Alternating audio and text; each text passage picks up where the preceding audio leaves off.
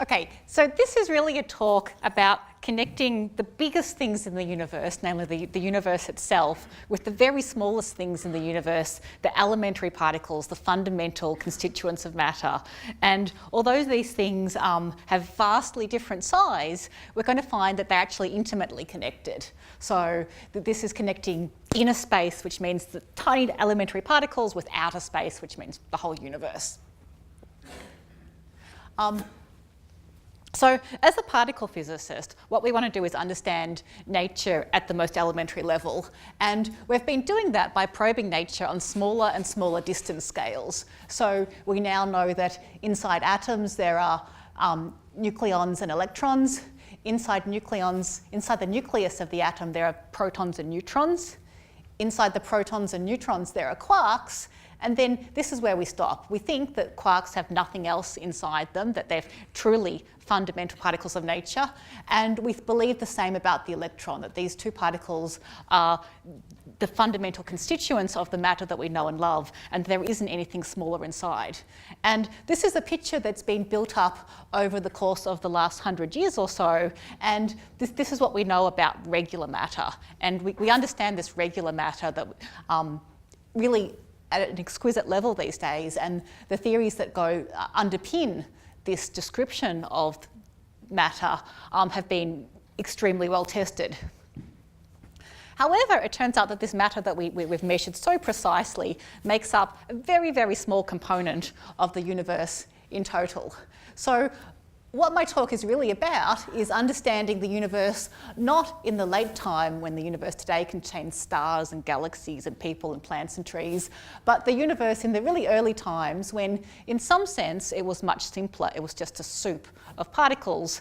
But in another sense, it's quite complicated because we actually don't know the physics. We don't know the laws of nature that were important for controlling what was going on when the universe was very young, close to the time of the Big Bang. And the reason we don't have this information is because at that point in time, the universe was very hot. The particles were all really, really energetic, so energetic that we've never been able to produce particles of those energies in experiments on Earth. So studying the universe as a whole is one way to probe how nature works at really high energies. Okay, but one of the main topics of my talk here is just what is the universe made out of? And this pie chart is supposed to represent the different things that the universe is made out of. The regular matter that we know and love, atoms, electrons, neutrons, protons, make up a very small slice of the universe, less than 4%. And in fact, most of what's in the universe goes by the name of dark matter or dark energy, and dark is just there because we can't see it and we don't know what it is. Even if we look at the 4% of the universe that we think we understand, we're going to find that there are still some things about this 4% that we don't understand, really quite significant things, and I'll come to that later in the talk. If you again think about what's in this 4%, actually most of the regular matter in the universe is in the form of clouds, of gases, of hydrogen, and the sorts of matter that we're used to interacting with on Earth is really a very, very small component of the universe indeed. So this little slice here has been blown up into this chart here, and this is heavy elements of the sort that you and I are made out of.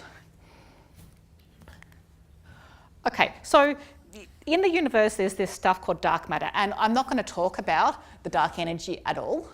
I'm only going to talk about the dark matter. The dark energy is even more exotic in some sense. The dark matter, it's particles. It's particles, they're just particles that don't interact with light, so we can't see them. In chemistry, we have a periodic table, right? In physics, this is kind of our periodic table. It contains everything that we believe to be the fundamental constituents of matter. So all regular matter is made out of these particles. So in terms of the ones that you've probably heard about before, this is the electron. Inside atoms, we have protons and neutrons, and those protons and neutrons are made from these up and down type quarks. Here's the Higgs boson that was famously discovered in 2012 and went on to win the Nobel Prize. The discovery went on to win the Nobel Prize a year later.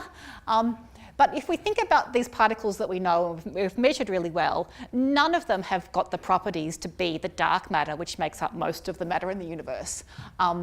Many of them interact strongly with light or have the wrong masses to be the dark matter. Neutrinos, for instance, interact quite weakly with other forms of matter, but they are too light to be the dark matter. So none of these particles have the right properties to be the dark matter at all. So if most of the mass in the universe is composed of some sort of new particles, but certainly not the ones that we already know about, there has to be a new sort of particle. Okay, so this is a picture of a galaxy like our own galaxy, and we see the stars in the galaxy, but in fact most of the mass of the galaxy is not in the visible things we can see, the stars and so forth. Most of the mass of the galaxy is in dark matter, and you see this sort of sphere superimposed on the galaxy. This is supposed to represent the dark matter halo in which our galaxy is immersed. So in this context, halo doesn't mean like a circular thing on the head of a saint. Halo means this big ball of dark matter in which our spiral galaxy sits. So this ball is densest in the centre of the galaxy, and the density sort of falls off gradually as you move out to the edge, and then this visible stuff forms a disk in the centre. We can find out how much the galaxy weighs just by doing some really simple kinematics. So this slide is about finding out how much the sun weighs. So what we have here, this is our solar system. This is supposed to be the sun in the centre. These are the planets which orbit about the sun. And in fact, you can use the speed at which the planets orbit the sun to tell you how much the sun weighs. So if I play the movie, you can see that inner planets like the Earth go around fast. Can I play it again? And outer planets, like this guy, go around much more slowly. So what's happening here is that the further you get out from the central mass being the sun in this case, the orbits get slower and slower. And so we can use the speed of those orbits to calculate the mass of the sun. We just need to know the radius, that is the distance from the sun out to the planet, and the speed at which this planet is orbiting. And we can use that to infer the mass of the sun. And you can do the same for any given planet, and you should get the same answer for the mass of the sun, right? We can do exactly the same thing to measure the mass of the galaxy. So it's the same thing. You take something that orbits around the outside to measure the mass that's in the centre. So in this case, we're going to do this with the galaxy as a whole, and the thing that's orbiting is in fact a star like our sun. So our whole solar system is moving around the galaxy, and we can use the motion of a star that's orbiting, that's moving around the galaxy to measure the mass of the galaxy itself. So we can measure the mass of galaxies this way. These techniques were first developed by Vera Rubin up here. And what you find is that you get the wrong answer unless there's a lot more mass in the galaxy than is accounted for by the stuff we can see, the stars and so forth. So this is the velocity at which a star is going around. This is the radius from the centre of the galaxy. And if all the mass in the galaxy were the visible matter that you can see and account for with stars and gases and so forth, then the relationship between speed and radius follows this curve here. But in fact, when you look at the data points of what's actually measured, the data points sit up here. And so those galaxies, those stars are flying around the galaxy much faster than they ought to be unless there's a lot more mass present in the galaxy, and that mass is indeed the dark matter. So these galaxy rotation curves, as they're called, tell us that there's a lot of dark matter in a galaxy. And you can do this and look at all sorts of different galaxies and you get the same answer. And that's the same thing. But looking at the rotation curves is not the only way we know that there's dark matter in the universe. There's a whole bunch of different things that you can look at, and they all give you a consistent picture that indeed most of the mass in the universe is in the form of dark matter. Okay, so this is a picture of the so-called cosmic microwave background, which you should think of as a snapshot, a photograph of the universe when it was quite young. And when the universe was quite young, the universe was very different to what it is today. It was quite homogeneous. It was almost the same everywhere, apart from small fluctuations where it was a little bit hotter over here and a little bit colder over there, but very, very small fluctuations. So in this box here, you can think of this as being the state of the universe when it was quite young. And what happens as we go forward in time is that particles start to clump together under gravity. So if I move forward in time, structures start to develop in the universe because particles clump together under gravity. And the further forward in time we go, the more clustering we get from those gravitational interactions, and you end up with a web of structure that sort of resembles the stars and galaxies and the structures we see in the universe today. And the point about this is that going from the initial state to the state that we see today, this evolution requires dark matter. If we didn't put dark matter into the calculations where we go from here to here, we wouldn't end up with a universe that looks like this today. So again, we find that dark matter is required to explain what we see in the universe. This is an interesting one. This is the so-called bullet cluster, and this is actually a collision of two clusters of galaxies. And what we've got here is, in fact, so in each one, the stars, the visible matter is sitting in a dark matter halo, and the two have had a collision. And when they've had this collision, the dark matter doesn't interact very much, so it goes straight through. And in this picture, the blue regions are the regions where the dark matter is inferred to be. And this is a snapshot after these two galaxies have collided and the blue has moved through each other.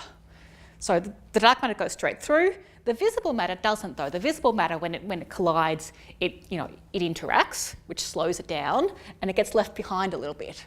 So although the blue's gone through, there's been some drag on the pink stuff, which is supposed to be the regular matter, and it's left trailing behind.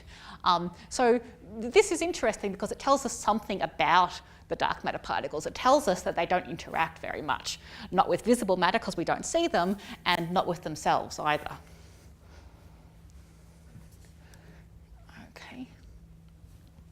Okay, so we know dark matter's there because it exerts gravitational influence.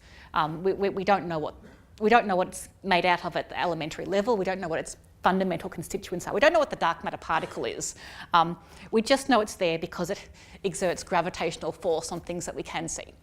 So the question is, what is this dark matter? Could it in fact be clumps of ordinary matter that we just don't see for some reason?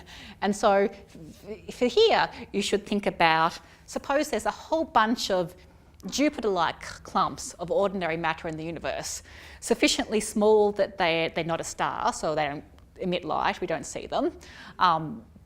Could there be a whole bunch of such regular matter in the universe that's just not emitting light and we didn't see it? It turns out that that doesn't work very well. I said that we know dark matter's there because of gravity. Maybe we just don't understand gravity very well. Maybe there's something wrong with what we think we know about gravity. People have tried really hard to make that explanation work, and it just doesn't. Maybe the dark matter is in black holes. This is possible, but that's also very hard to get to work, so this seems a little bit unlikely. Any other particles we know about, for instance, neutrinos don't interact very strongly with other particles. It turns out that doesn't work either. And so you sort of go through this thought process and you arrive at the conclusion, okay, none of these things work. There actually has to be a new type of particle that makes up the dark matter, or maybe particles. We have no shortage of ideas about what sort of particles. So I'm a particle theorist, and particle theorists make up new particles all the time and give them crazy names like WIMPs or WISPs or WIMPzillas. And this is just a small list of names I could give you. There's no shortage of bright ideas about what dark matter could be. If I attempted to draw a picture that sort of wanted to explain the connections between all these different ideas about dark matter, the picture is a big mess. And the reason it's a big mess is because there's many ideas and we really have no idea. Well, we have lots of ideas, but we have not enough handles to pin down which of these great ideas is the right idea. if we ask a really simple question like, how heavy are these dark matter particles? Can we answer that? And their answer is no. They could be anywhere from really very, very heavy all the way to ridiculously light. So this is a mass scale, and for reference, this is the mass of the proton here, about 1 GeV in these units, and this is the mass of the electron here, about half an MeV in these units. So they could be many, many orders of magnitude smaller in mass or many orders of magnitude bigger in mass, so that the whole scale is open. So even very simple questions about the dark matter particle, how heavy is it, we can't yet answer. So I'm going to talk about a couple of different sorts of dark matter particles that we could hope to detect. And in some sense, the one that's really being searched for the most actively in experiments are these so-called WIMP particles. WIMP is a name that means weakly interacting massive particle, where the weakly comes about because they obviously don't interact strongly with ordinary matter, or we would already have seen them, right? These particles are nice because they're predicted in many theories that particle theorists hold dear. They interact not very strongly with ordinary matter, so that's kind of right. But importantly, the strength of the interactions of these particles with ordinary matter are not zero. They're big enough that we really ought to be able to see them in experiments that are being performed at the moment or coming online in the near future. Okay, so I'm going to talk about producing dark matter in particle colliders on Earth, and the opposite of that process is destroying dark matter by having it annihilate. So here, this particle chi, or X if you like, are supposed to be dark matter particles, and we find that we always produce them or get rid of them in pairs. That's why there's two of them, and these guys are supposed to be quarks that live inside protons, for instance. So we could imagine a particle collider, like the Large Hadron Collider at CERN, where we bash protons together, would give you these quarks. We're going to bash them together and hope to produce dark matter particles. And if I run this process backwards, then it would be the annihilation of a pair of dark matter particles to regular matter. And so these two processes are linked. If we know how strong the interaction is going in one direction, we ought to know how strong the interaction is going in the opposite direction. And this is significant because the strength of these interactions tells you how much of this dark matter ought to be present in the universe today. And given that we think we know how much of the universe is dark matter, 25% or so, we have some idea how strong these interactions ought to be. So we have something to shoot for when we build an experiment to look for it. Okay, so again, this is the DM means dark matter, SM means standard model or standard matter, if you like. And then these arrows all represent different types of experiments that you can do to try and detect this sort of matter. So if I start on the right and go in this direction, I'm taking regular matter and I'm turning into dark matter. If I start on the left and go to the right, I'm taking dark matter and turning it into regular matter, which is what we believe went on in the early universe. And if I go up or down the page, I'm scattering a dark matter particle off some regular matter, so they're just having a collision and going out again. And experiments going in all three directions for these green arrows are being performed at the moment. So the first one is the destroying dark matter direction. Two dark matter particles annihilating and producing regular stuff. So that's what this diagram is supposed to represent.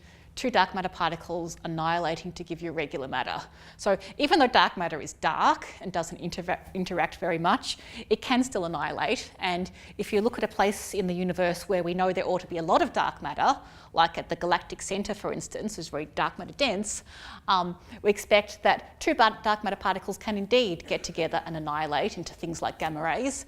And so what you can do is you can look with, say, a gamma ray telescope at the galactic centre or some other region where you think there ought to be a lot of dark matter and see if you see signals of dark matter annihilation.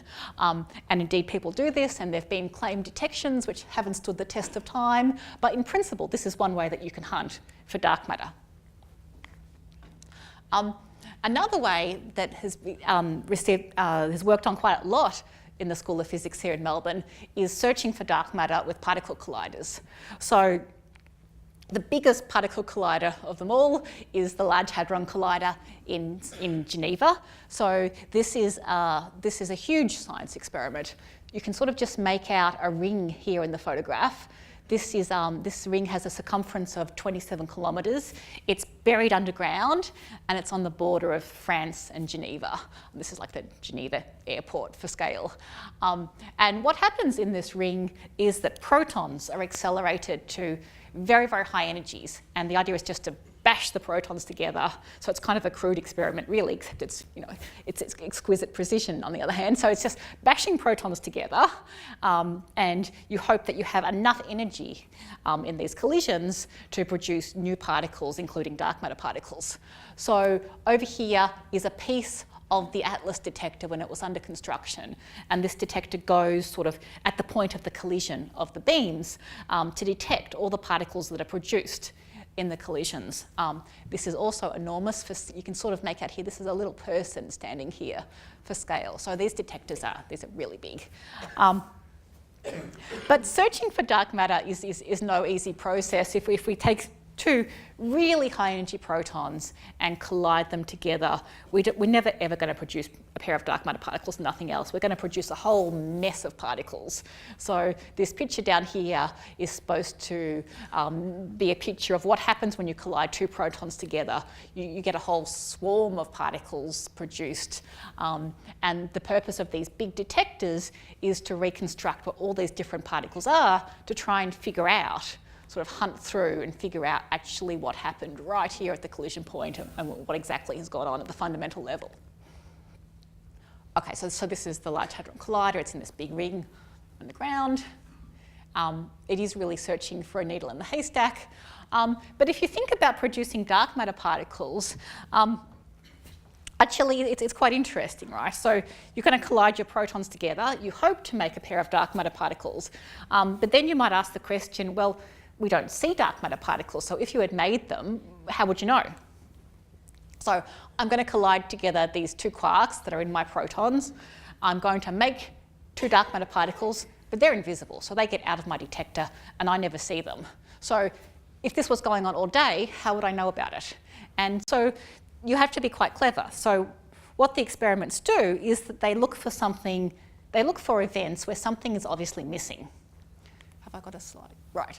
Okay, so in fact, it's not enough to just produce two dark matter particles. You need to produce dark matter particles and something else, something that you can actually see, right? So what you have is that your beams come together, one beam of protons this way, one beam of protons that way, they collide in the middle, and you have to see something visible. So suppose you see a visible particle going that way and it's detected over there in your detector. You would infer from that that something else had to be going the opposite way, so that energy and momentum is balanced. But if the particle that went the opposite way was dark matter, you wouldn't see it. And so then what you see is that you collide your beams together, something visible went that way, you didn't see anything else, but you know something else had to be going the other direction because we're pretty sure energy and momentum are sort of sacred. We're not going to violate those. So the hunt for dark matter particles at the collider is really the hunt for missing energy and missing momentum, which you use to infer that you produced particles that you didn't actually see. So these are searches for dark matter that go on in the School of Physics here, using data from the Large Hadron Collider all the time. Alrighty. So it would be fantastic if we made dark matter particles at the LHC. But if we made these invisible particles at the LHC, if we inferred that we made them, it actually wouldn't tell us whether what we made was actually the same as the particles which make up the dark matter in the universe today. In order to do that, we really want to detect the local dark matter particles, the ones that are flying through the room at the moment, the ones in which our galaxy is immersed. And so-called direct detection experiments aim to do this.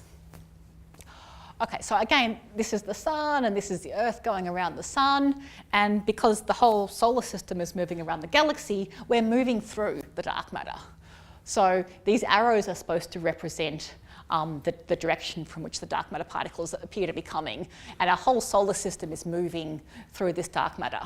And the aim of these direct detection experiments is to actually detect individual interactions of a dark matter particle with a regular matter particle in a detector on Earth.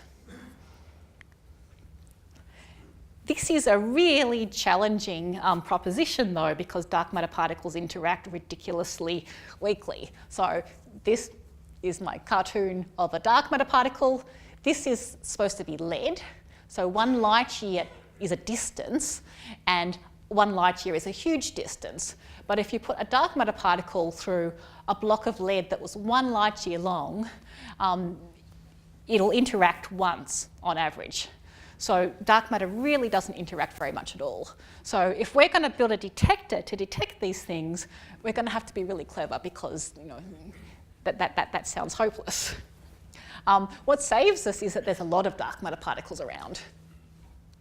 So this is supposed to be, again, a cartoon of our detector, and I'm going to measure, the typical size of the detector in light years. So that's not the usual, unit of measurement in which we measure the size of a detector. Meters or something would be more normal. But the typical size of a detector is 10 to the minus 16 in these light year units. And therefore, in order to get one event in that detector, I'm going to need about 10 to the 16 dark matter particles going through the detector to expect to get one event per year. And sort of event rates of order a few per year are indeed the sorts of numbers that dark matter detectors are sort of shooting for. Okay, so how does the detection work? Again, you never see the dark matter directly, you just see what it does. So this is my dark matter particle. This is an atom in the detector. So the dark matter comes in, scatters off the atom, goes out again. But when it does that, it transfers a little bit of momentum to the atom. So it just gives the atom a push, right? Dark matter particles in, bounces off, kicks the atom. So you've imparted a little bit of energy to this atom, and you hope to see the atom get a little recoil. And if you design an experiment which is sufficiently sensitive, you can hope to detect the little recoil you've given these atoms when they get hit occasionally by dark matter particles. More specifically, the dark matter is coming in at about 200 kilometres per second. It's hitting a nucleus in the detector, and it's giving it a tiny amount of energy. So this is really quite a small amount of energy. The trouble with doing these experiments is that not only is this process really quite rare, so we're talking about an event or so per year, there's a whole bunch of standard garden variety processes involving regular matter that could confuse you. So in terms of the nucleus getting bumped by something that you don't see and getting a little kick, something else can do this. So this is a neutron, so the particles that are in the nuclei, right? Regular sort of particle, kicking a nucleus and also giving a little kick.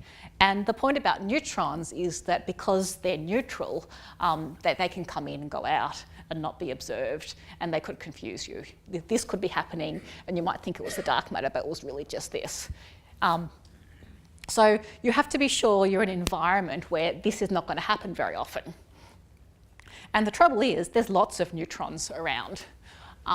And in particular, one source of neutrons that one source of background that you might worry about is cosmic rays. So cosmic rays are high energy protons that come from outer space.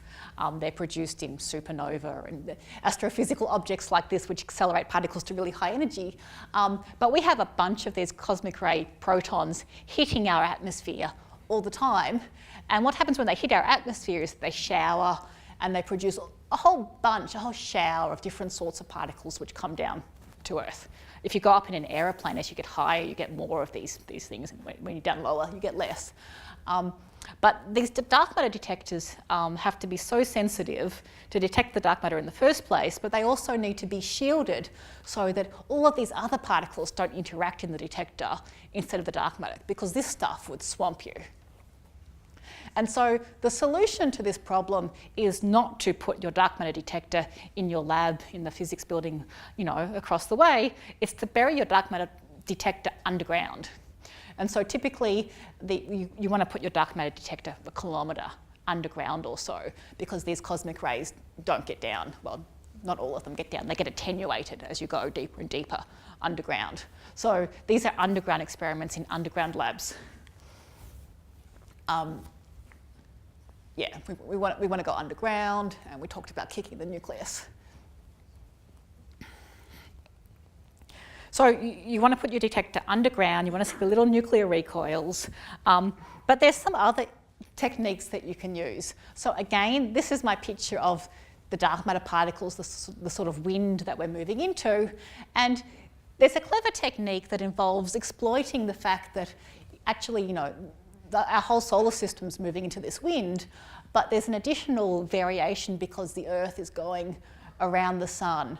And the effect of the Earth going around the sun is such that in June over here, we're sort of moving into the dark matter wind, so we experience a headwind if you like, and 6 months later in December, it's the opposite effect. So we're battling into the wind, and then we're going, with it and against it, depending upon which part of the year we're in. And we can actually use this to our advantage. The fact that we're going into the wind in June means that we expect slightly more dark matter interactions in our detector at that time of the year, and then 6 months later, when we're moving away, we expect slightly less dark matter interactions in our detector. So if we had enough interactions that we could map them out as a function of time, we should see the event rate go up in June and down in December and up next June and so forth. And this would be quite a distinctive signal. And indeed, there's a claim that we've already seen this signal. So this is data from the so-called Dama Libra experiment. This is one of these direct detection experiments. It's an underground experiment under a mountain in Italy, in the Gran Sasso laboratory. And what they see, and in fact they've been seeing it for quite a number of years now, so this is 1996 and this is out to present, is that they see this annual oscillation where the event rate goes up in June and down in December and up in the next June. And they see this consistently, and there's no doubt that they see something going up and down on an annual basis. The question is whether this is dark matter or not. It looks just exactly like what you would expect for a dark matter signal. The reason that you don't see a claimed discovery of dark matter is because we don't quite understand what this means. And we don't understand what it means because there's been a whole bunch of other experiments that use different techniques which haven't seen a signal.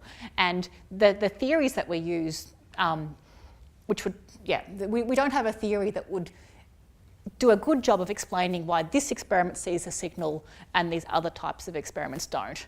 So this is a really intriguing signal that's been seen, but we don't know how to interpret it. There's one really good way to sort out what this signal really is, and that's to do the experiment again in the opposite hemisphere. So Italy is in the northern hemisphere. If you really want to know whether this is a true dark matter signal or not, you want to do the experiment again in the southern hemisphere. So again, this is my picture of the Earth going around the sun. If this is a true dark matter signal, it doesn't matter if I'm in Italy or Australia or anywhere on the surface of the Earth, we see the same thing. It always peaks in June and always has a minimum in December. But if it's something else, if it's some background process that we haven't accounted for properly, it won't be the same in Italy and Australia. In particular, the sorts of background processes people worry about are things that depend upon temperature. So where the event rates vary from June to December because it's summer or winter. So if it's a true dark matter signal, it's the same anywhere on Earth. If it's something else, it varies depending upon the location of the laboratory on Earth. So the way to really get to the bottom of this and prove that this genuinely is dark matter or not is to repeat the experiment in the southern hemisphere. So this is where stall comes in. So this is the entrance to a gold mine in Stawell up in the Grampians. And the plan is to repeat the same sort of experiment. Well, not just repeat it, but actually do it better with more sensitivity. With two detectors, one here in Australia in Stawell and one in Italy, a pair of detectors. And if it's a genuine dark matter signal, they do the same thing. And if it's something else, they do the opposite. And you really sort this out. So, what have I got? So this is like a temporary laboratory down at the bottom of the mine in Stawell, and some people down there checking it out. And the idea is that there'll be this pair of detectors, which would be really exciting, both because the two hemisphere thing really is the way to genuinely tell, and having a dark matter detector down the road in the Grampians would be really cool. So I've been telling you about how to detect these different sorts of dark matter particles. Where is the time? I've been telling you how to detect these different sort of dark matter particles with the Large Hadron Collider in CERN and with these underground experiments. And that was, if you remember, the weakly interacting sort of dark matter, the WIMPs. But there's a whole particle zoo out there of potential dark matter candidates that are very different to WIMPs. And so another idea, which is completely different, goes by the name of WISPs.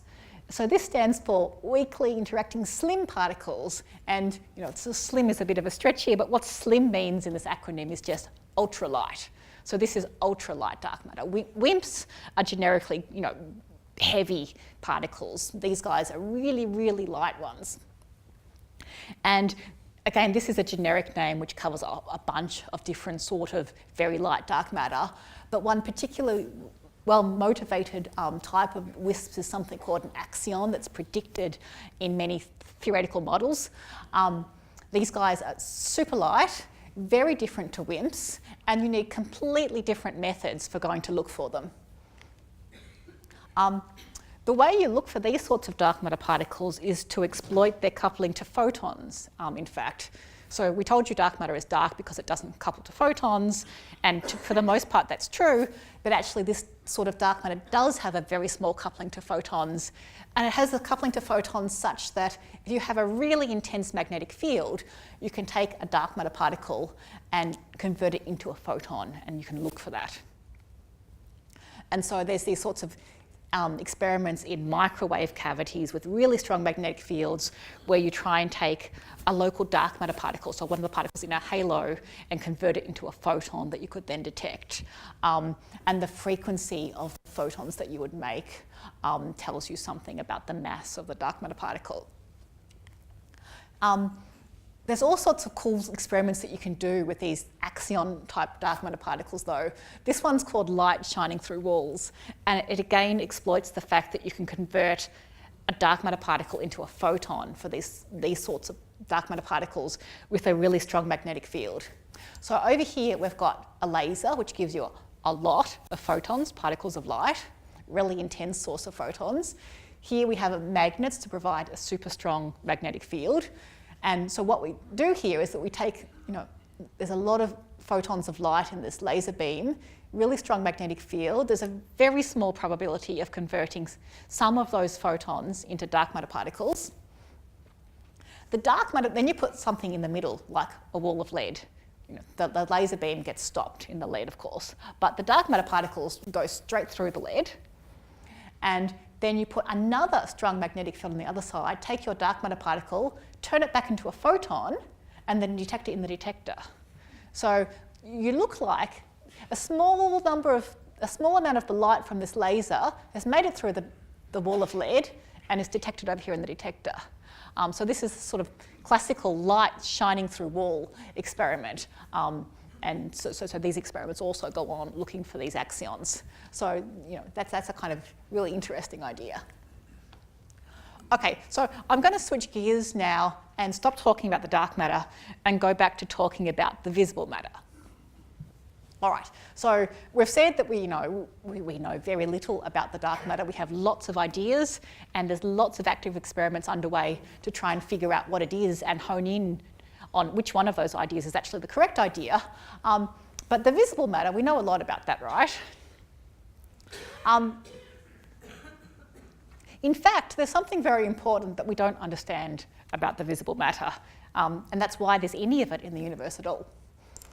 And more specifically, visible matter, like electrons, say, come with an antimatter equivalent. All of our visible particles, like neutrons and protons, come with an antimatter equivalent. And if you look at the theoretical descriptions of these particles, they're very, very symmetric. So a positron is the antiparticle of the electron. A positron and an electron have exactly the same mass, but opposite electric charge.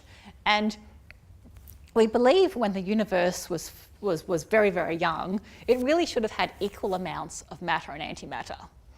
Of course, if we look at the universe today, it clearly has lots of matter, but we don't see any antimatter. There's very, very little antimatter in the universe today. So, according to conventional wisdom, the early universe should have been matter-antimatter symmetric, equal amounts of both. But clearly the universe today is not in that state at all. So the question is, why is the universe like that? What happened to the antimatter? Whatever happened to it, we're pretty sure happened when the universe was very, very young, within the first fraction of a second. And you might wonder if in fact there is antimatter in the universe. So the Earth is clearly made of matter, the solar system is made of matter, but maybe there's planets or stars or galaxies made of antimatter somewhere else in the universe. You can ask this question, right? It turns out that there's strong constraints on that. That doesn't seem to work. If there was a patch of matter in the universe over here and a patch of antimatter in the universe over here, then somewhere in the middle, the matter and antimatter would be coming into contact with each other. And when it did that, you'd get violent annihilation. You'd get gamma rays from the annihilation of matter and antimatter, and you would observe that, and you would know about it. And we don't see that in the universe. In the vicinity of the Earth, we see very small amounts of antimatter in cosmic rays. There's these cosmic rays that hit the upper atmosphere, but that's consistent with the interactions of protons interacting with stuff as they travel through the galaxy, and that's a very tiny amount. If we actually, the amount of matter in the universe, so the regular matter, has been measured and weighed to a high precision, and if we count the number of so-called baryons, so these are just particles of regular matter. So we assign something called baryon number to the regular matter. So a proton has a baryon number of 1 and a neutron has a baryon number of 1. And if we had an anti-neutron, it would have a baryon number of -1. So the state of the universe having more matter than antimatter means it's got positive baryon number, and baryon number is violated. Okay, so the number of baryons in the universe, which basically just counts how many protons there are, divided by the number of photons is this very well constrained number here. And there's lots of ways we can determine that number. So again, this is the cosmic microwave background. These are photons left over from the Big Bang that give you this sort of snapshot when the universe was 300,000 years old. And the property of this sort of sea of photons left over from the Big Bang has been measured really precisely. And from the features of that picture, you can actually infer the baryon to photon ratio in the universe. You can tell how much matter there is. There's other ways of telling how much matter there is, which gives you a consistent answer. So these are measurements of the light element abundances in the universe. So when the universe was very young, it was all hydrogen, say. And then as it cooled down, it did something called Big Bang nucleosynthesis, where heavier elements started to be formed. So you fused hydrogen together to make helium and deuterium and lithium and a small number of these heavier elements. And we can measure the abundance of these different sorts of nuclei in the universe today, and you can match the theory with what's observed, and they all line up and measure the density of ordinary matter for you. And you get the same answer that you get by looking at the cosmic microwave background. So we're really quite sure about the number density of baryons, which you can think of as protons, in the universe today. So it's about, for every 10 to the 10 photons, there's one baryon.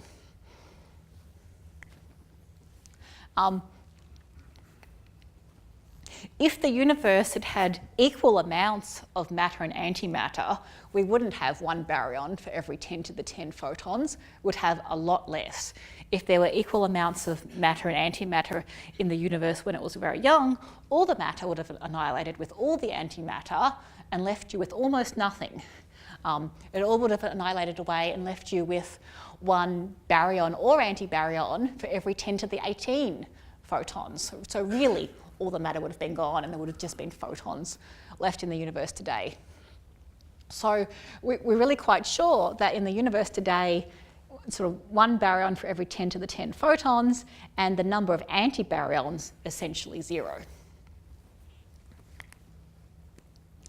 Okay, so in other words, what must have been the case is that early on, if we added up the amount of matter and the amount of antimatter, they must have been almost the same. Every matter particle annihilated with every antimatter particle, but this one here on the end, this 10 billion and 1, the 1 gets left because there's no 1 on the other side for it to annihilate with. So there has to be this really slight imbalance between matter and antimatter when the universe was very young. So this seems weird. As a particle theorist, we work with symmetries a lot, and it would be natural to us for the universe to be in a symmetric state at its birth. But even discarding that, something called cosmic inflation is very likely to have occurred early in the history of the universe. And cosmic inflation does a couple of things. It makes the universe look very big, very, very flat, very, very, very homogeneous, but it would also erase any pre-existing asymmetries between matter and antimatter, and should have left the universe in a baryon, in a matter-antimatter symmetric state. So in some sense, you can think about cosmic inflations as setting the initial condition for the universe, and that initial condition should have been matter-antimatter symmetric. So we need a mechanism then to take the universe from this state where it's symmetric and matter and antimatter on an equal footing to the universe that we live in today, which is very anti-symmetric. And this clearly requires something new.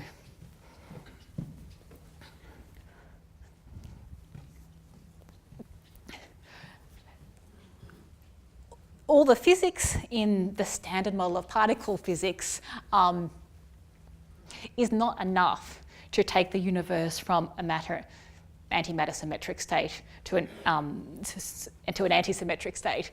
There are actually processes within our standard theories about particles that can convert particles into antiparticles, but there's not enough of these sorts of ingredients.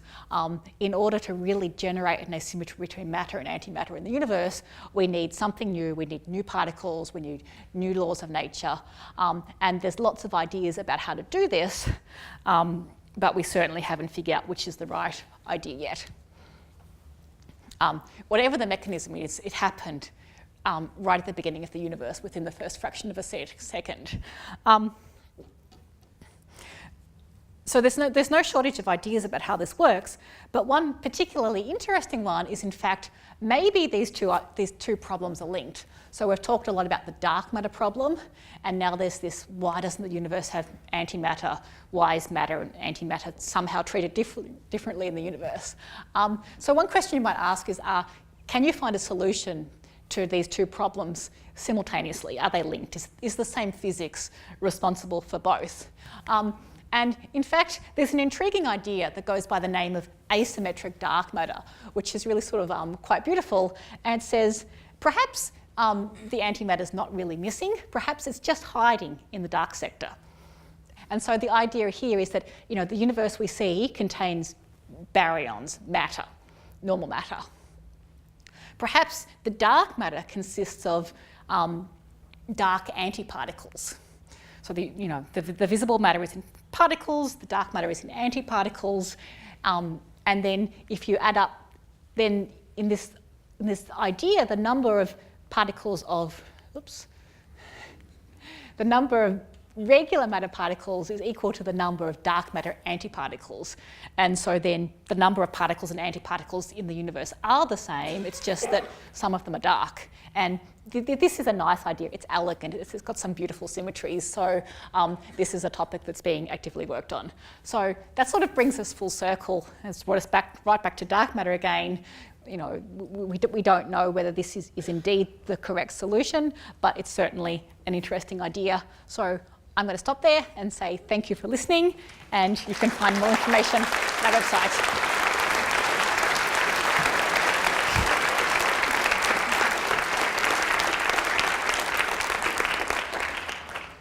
So thank you very much, Nicole, and she'll be happy to take questions for a few minutes from the audience. So, Steve, can someone take microphone down? You're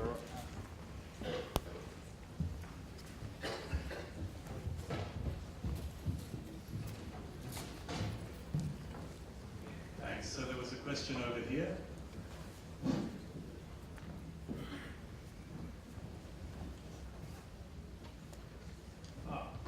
Thanks.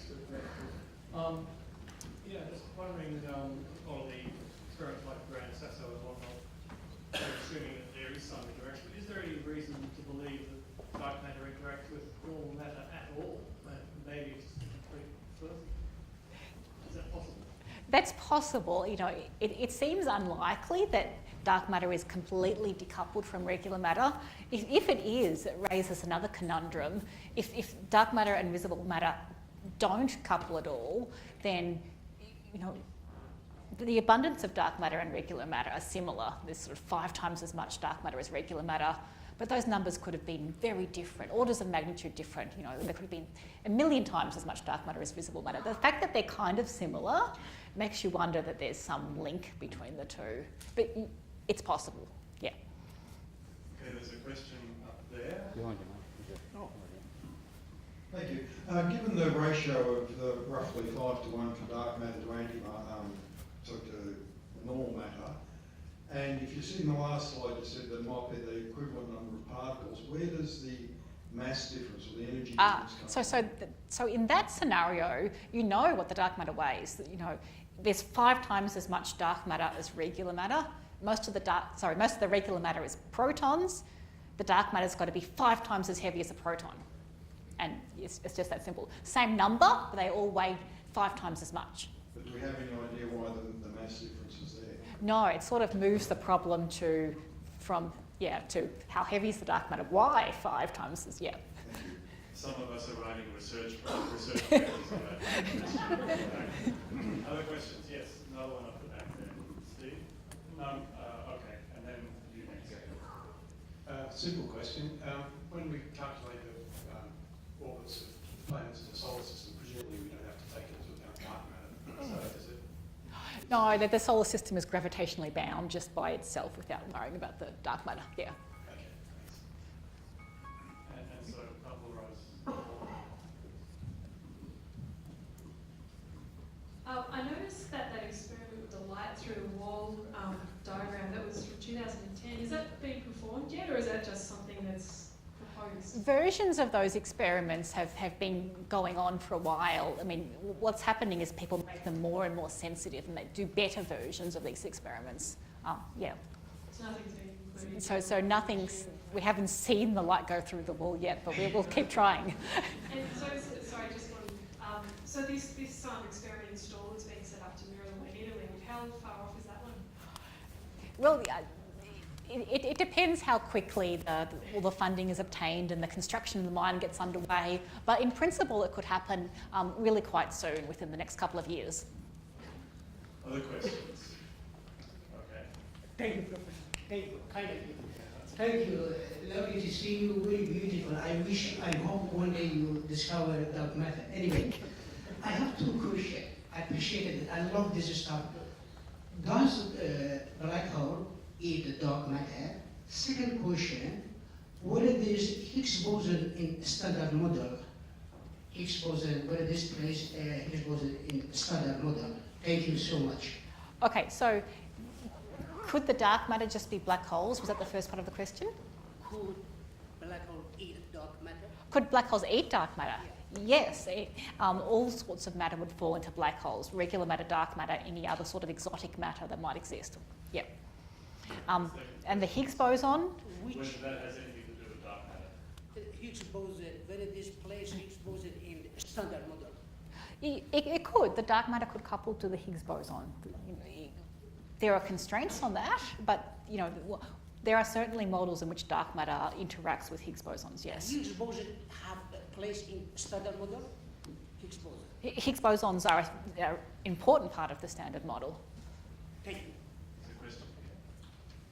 Thank you, Associate Professor. It's a very brilliant presentation. And on slide 11, there's a figure and there are two curves. Sorry, it's Back.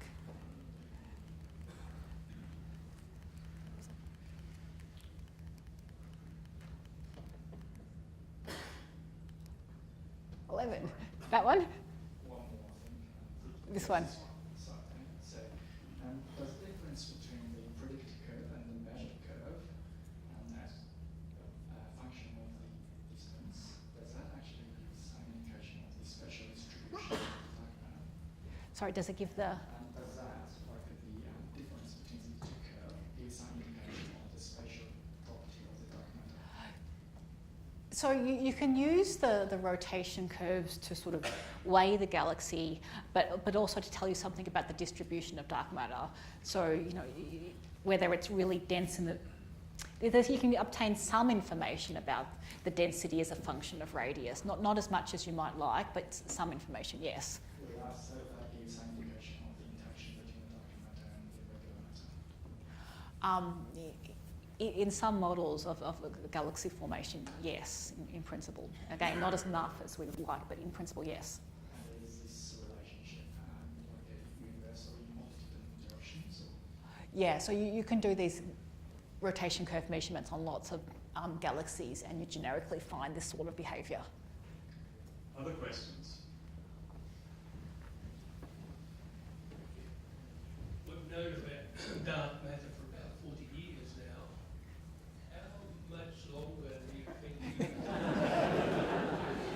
Well, the Higgs boson was predicted decades before the eventual discovery. There's a long history of this. There's a particle called the neutrino, which was postulated to solve a crisis with energy conservation, which again only took 20 years.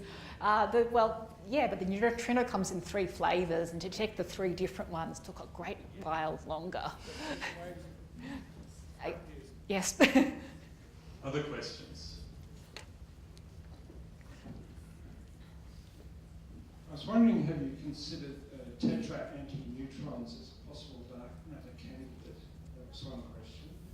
And also for the necessary asymmetry for all these models to work, in the last slide, I think. A rotating universe, is that a possibility? So the anti-neutron tetra antineutrons.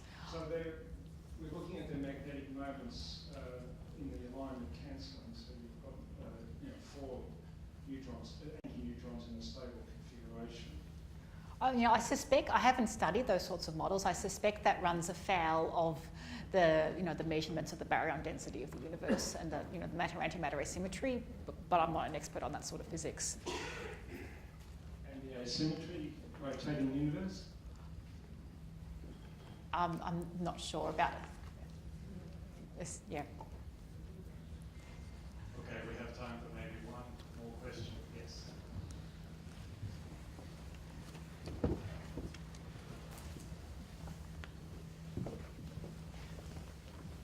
Thank you. I was just wondering, you mentioned that there have been some efforts at developing alternative theories of gravity to explain the observed motion of galaxies without any dark matter. Mm-hmm. I was wondering why, in your opinion, they don't seem to work. Well, the ones that you hear about the most is something called MOND, which means modified Newtonian dynamics. And people have tried really hard to make this work and explain all the observations. And the most recent version of these theories resort to adding dark matter as well as modifying gravity to make the whole picture consistent. And if you're going to do that, well, It's simpler just to say it's dark matter. Okay, on that note, I think